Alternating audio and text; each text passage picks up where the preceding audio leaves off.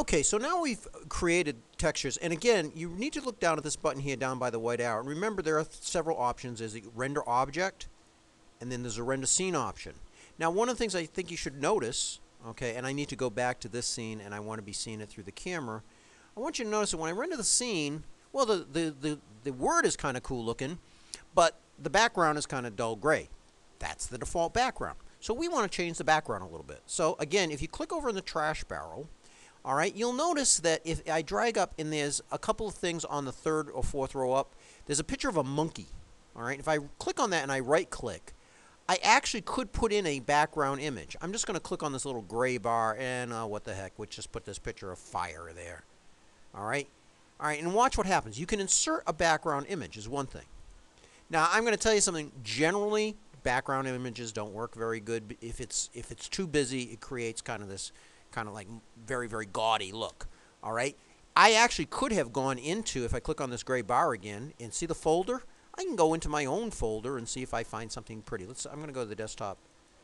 I don't see anything on the okay. Let's click OK, and it will populate it with whatever images I have on my desktop. And oh yeah, here's a picture of Barack Obama. That's a good one.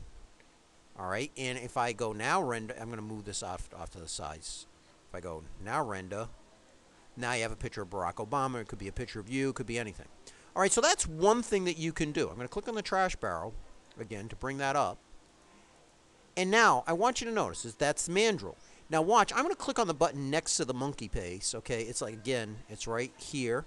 If you look carefully, you notice that the monkey's face is getting dark. When it gets light, it means it's not active. I'm going to right-click, and this is the color picker. Right now, it's gray. This is just if I want a plain background color. In this case, I want a black background, so I'm going to click on it, I'm going to render the scene, and watch what happens. Boom. Now, one thing, and this is an aesthetic thing, you need to keep this in mind as a student in this class, is that we're also, in addition to being, this being a technology class, it's also really pretty much truly just an art class. So you have to decide what looks better aesthetically. Do I like the black background? Do I want the background with a picture? What looks best?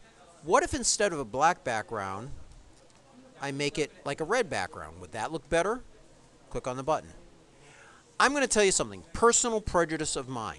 I think black backgrounds look better than other options. There are several other buttons here. This one here, when I activate it, is actually clouds. And you can change the different colors of the clouds that you want. Just render it and watch what happens. Okay, and this other one is gradient, and I want you to take a look at that is. All right, so that's the rest of the different possible options that you have. Again, if I want to change the gradient, right-click, and you get it. All right, that's it for now.